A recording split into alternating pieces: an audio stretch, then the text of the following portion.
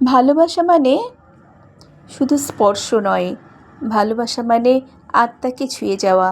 ভালোবাসা তখনই জন্মায় যখন কোনো এক একান্ত মুহূর্তে সে শুধুই জিজ্ঞেস করে, তুমি ঠিক আছো তো? শরীরের ভাষার চেয়েও গভীর হয়ে ওঠে সেই প্রশ্ন। কারণ ভালোবাসা মানে তো শুধু উত্তেজনা নয়, বরং সেই নরম নিঃশব্দ অনুভব, যেখানে একজোড়া চোখেই বলা হয়ে যায় সব কথা। ভালোবাসা মানে কেবল শরীরের পাশে থাকা নয়, বরং মন এবং হৃদয়ের পাশে দাঁড়ানো।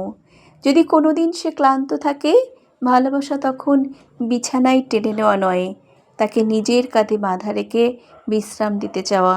ভালোবাসা মানে সম্মতির আগে কোনো চাহিদা নয়। কোনো সম্পর্ক তখনই পরিপূর্ণ হয় যখন একে অপরকে বোঝা হয়, শুধু শরীর দিয়ে নয়, অন্তরের গভীরতা দিয়ে। যেই সম্পর্ক শরীর দিয়ে শুরু হয় তা অনেক সময়েই ক্ষণস্থায়ী নয়, কিন্তু যেখানে শিকড় গাঁথা থাকে যত্ন, বোঝাপড়া, পারস্পরিক শ্রদ্ধা আর বিশ্বাসে, সেখানে ঘনিষ্ঠতাও হয়ে ওঠে পবিত্র।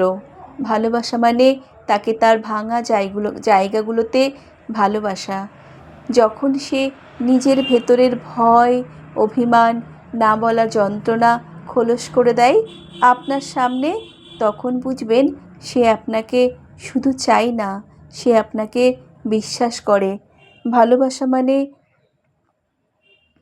সেই কোমল মুহূর্ত যেখানে সে আপনাকে দেখে নিরাপদ মনে করে, যেখানে তার স্পর্শ নয়, তার নীরবতা আপনার কাঁধে মাথা রাখে।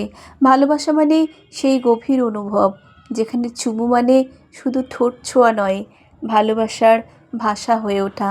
শেষ পর্যন্ত একজন মানুষ যদি সত্যিই ভালোবাসে, সে আপনাকে শুধু শরীরের জন্য নয়, আপনার সমস্ত অনুভূতির জন্য আপনাকে চাইবে। আপনি যদি সত্যিই ভালোবাসেন, তবে তার দেহ নয়, তার আত্মাকে আগলে রাখবেন। কারণ দেহের ঘাম শুকিয়ে যায়, কিন্তু আত্মার স্পর্শ থেকে যায় সারা জীবন। সংগৃহীত কণ্ঠে আমি সুমি।